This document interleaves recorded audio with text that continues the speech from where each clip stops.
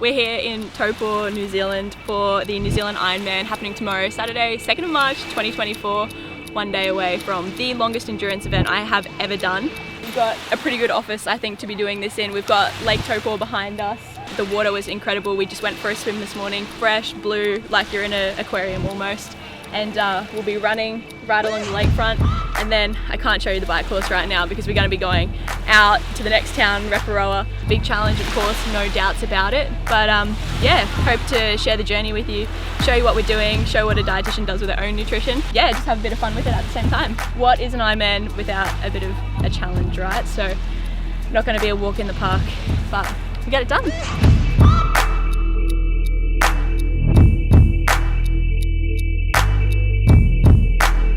Nice short 700 metre open water swim done. Last bit of movement before tomorrow. Now we can get back, focus on the carbs, finish transition. I don't think it's going to be this beautiful tomorrow, so just count my blessings for today. It was stunning. It's like swimming in a big pool. No sharks, which is nice. Nice change from Australia. And yeah, I guess we'll just go and get all the fun stuff done now. Go get some brekky. I think I saw some pancakes on the menu or in the cafe, so that is what we're going to have for brekky. We'll get brekky.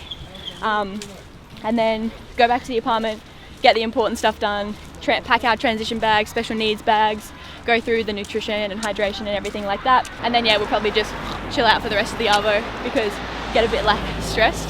Even though I'm not here to compete, I'm here to participate, but still a bit anxious. Okay, pancakes, flat white, orange juice. Yep. I'm gonna do eggs on toast. I really wanted the pancakes, but gluten-free, life. And a drink. This is the best part about training for these events. Looks pretty good. Yeah.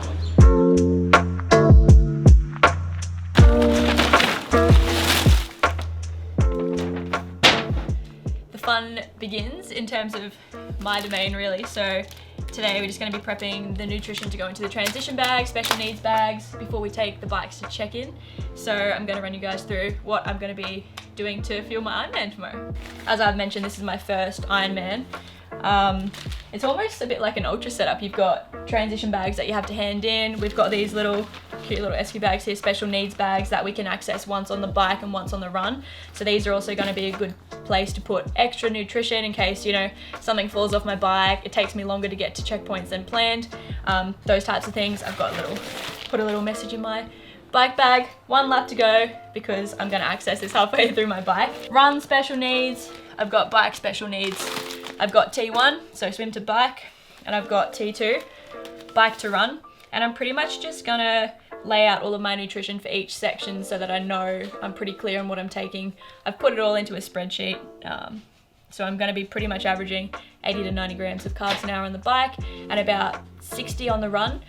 That's pretty standard for me, even when I did my marathon last year. I've been trying a heap of different things in training over the last few months, and what I've pretty much settled on is I'm gonna be running with the Cliff Block chews mostly on the bike, with some of the Morton gels, probably the caffeinated ones, just because these long bikes, my brain starts to kind of wander a little bit, and I actually find that the caffeine helps me to stay mentally alert. So I've been quite a fan of the Morton gels, and then I'm gonna have a snack bar at special needs, so I'm gonna pop this in my bag to access at around 90 Ks. On the run, however, I'm gonna steer away from these, and I'm gonna go mostly with the Morton gels, and I'm also gonna be switching it up with some chews on the run as well. Probably when I'm walking, I'm gonna walk all the aid stations. So just to break it up from the gels, I'm gonna be running with ultimately chews and gels. But in terms of drinks, I've got SIS, electrolytes and carbs that I'll be running with on the bike. And on the run, I'm just gonna be accessing whatever's at the aid station. So they've got pure electrolytes, I'll be getting water, those types of things. I'm celiac, so I need gluten-free foods, and gluten-free bread isn't the best. Anyone that's also celiac will understand that. So I'm just gonna have one of these in transition. Just gives me a little bit of a break from the gels, something a bit more solid. So that's what I'm gonna be popping in my bags. I'm gonna do Chocky, T2, coconut, T1, that's what I'm gonna have. Based on my previous runs, I've literally come from using the same one brand of gel to now having a huge variety. And a big part of that is because I'm potentially gonna be out there for, who knows, 14 hours. Flavor fatigue is a big thing, something that I experience a lot with my ultra runners. They go 4 hours really good on one option and then they start to get over it. So I'm hoping that by having a huge rotation of different flavors, products, brands, I'm not gonna get sick of it. I'm gonna be able to keep my fuel in, keep feeling strong. So yeah, that's the plan. I'm going to get it all set up. Something that I think is worth noting and something that I've been thinking about is, yes, I'm a dietitian, I've got this all planned out perfectly, but I'm not oblivious to the fact that things are going to go wrong out there. Things might go wrong that I'm not prepared for. I've never done this before. I genuinely have no idea how I'm going to feel. So I'm very much aware that this plan seems perfect on paper, but potentially I'm going to get to a point where I can't take on any nutrition. Maybe my stomach's off. Maybe I've gone through my nutrition too quickly. So I know that if I'm on course, you know, especially for the run, I think is probably going to be the, I don't know, red flags that I'm not quite used to. I'm just going to get down what I can, but I'm just going to prepare myself and set myself up for the best intake by having all of this with me. And yeah, worst case scenario, maybe I'm just going to be sipping Coke at the aid stations like everyone seems to tell me. Prepare for a good race and just have backup options in case that doesn't work out.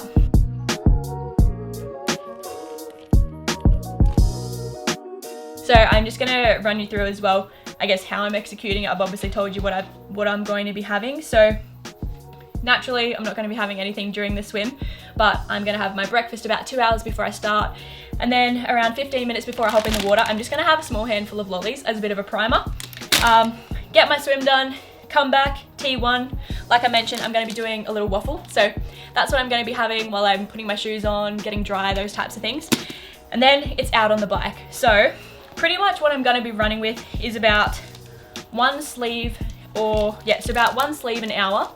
And then on the third hour, I'm probably just going to be adding in a gel as well, caffeinated gel.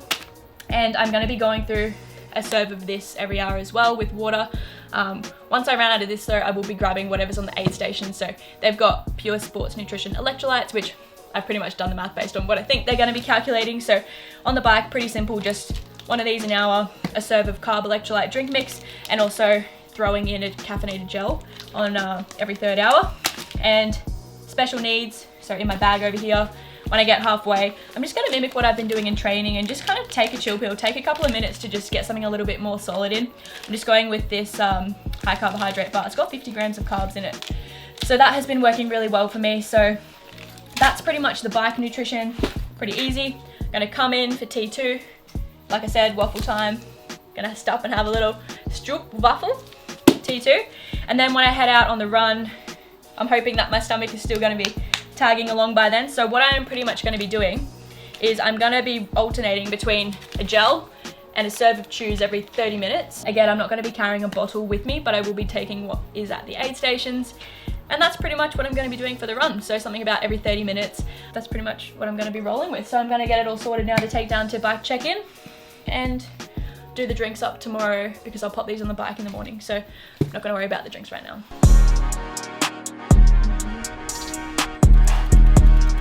Stop messing around.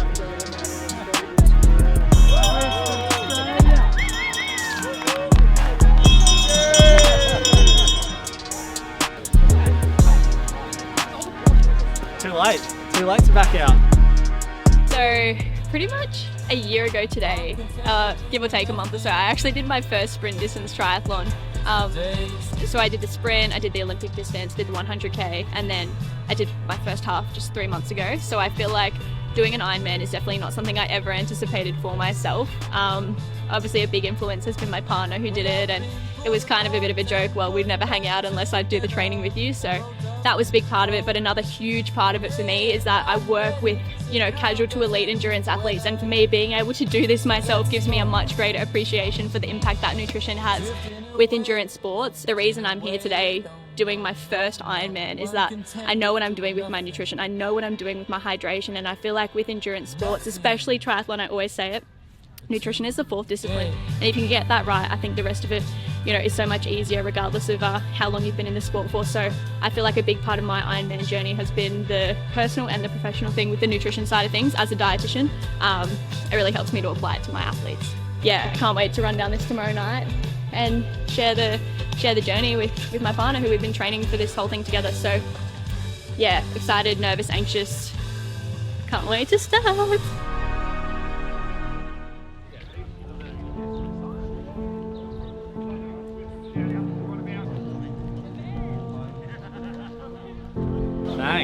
Good morning.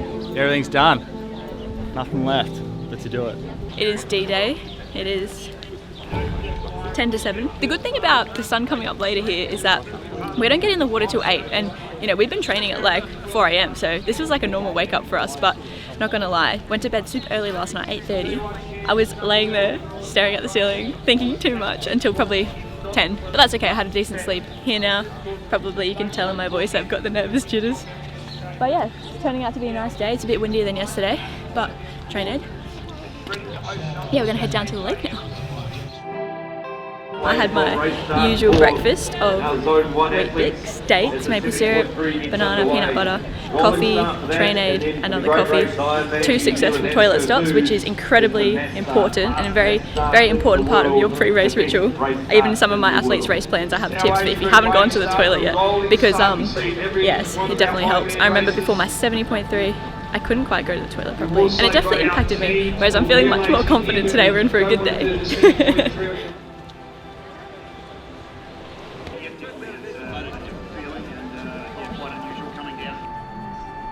I feel like even when I did my first triathlon, the craziest thing is when you're about to hop in the water, you're like, whoa, I'm about to be exercising for 1 hour, 2 hours, 3 hours. My first 70.3, you know, you stand down there at the water's edge and you're like, holy crap, once this buzzer goes off, I'm exercising for 6 hours. But today, when I'm down there in the water, I'm going to be thinking, once that cannon goes off, I am exercising for the next 12 to 14 hours, and it's such a scary feeling, but it's also, I don't know, you just got to make peace with it, I guess, because it's going to be a long day. Never done anything this long before. The conditions are looking pretty rough for a not awesome swimmer like myself, but one thing you cannot control is the weather. So we're just going to get it done. I'm going to take my time. I'm not a fast swimmer, so the plan has never been to get a fast swim, but it's just to hopefully not get too many mouthfuls of water. So yeah, half an hour to go, and then we'll be in there. It's a mass start, one of the last Ironmans in the world that has a mass start, so that's pretty cool, but also scary. I don't want to get kicked in the face, but whatever, it is what it is.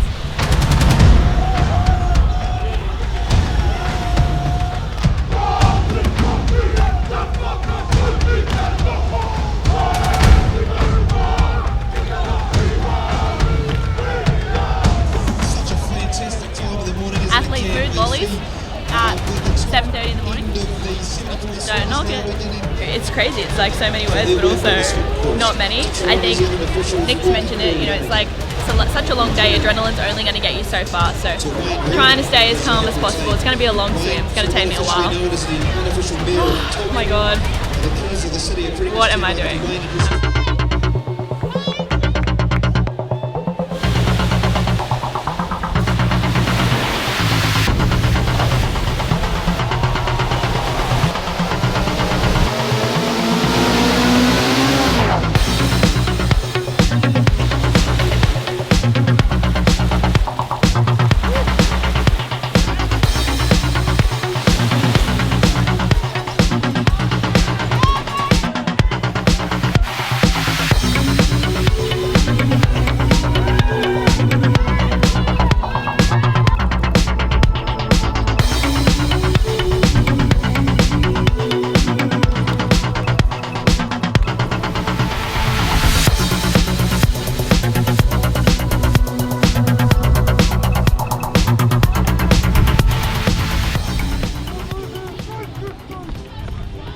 Let's go, Loz.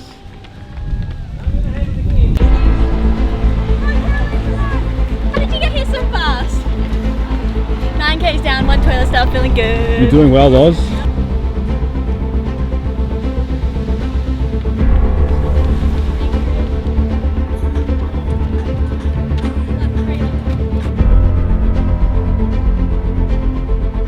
Last bit, Loz. Oh my god, see our finish line? Oh, Let's yeah. get it.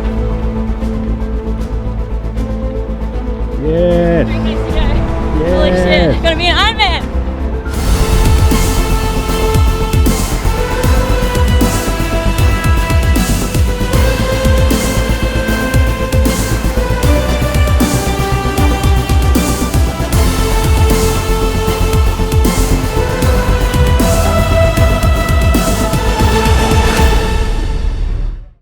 I just finished 12:43. I obviously didn't want to put a time on my first full Ironman, but I was secretly hoping that my time would have a 12 in front of it. So I'm really stoked with that. The swim was effed.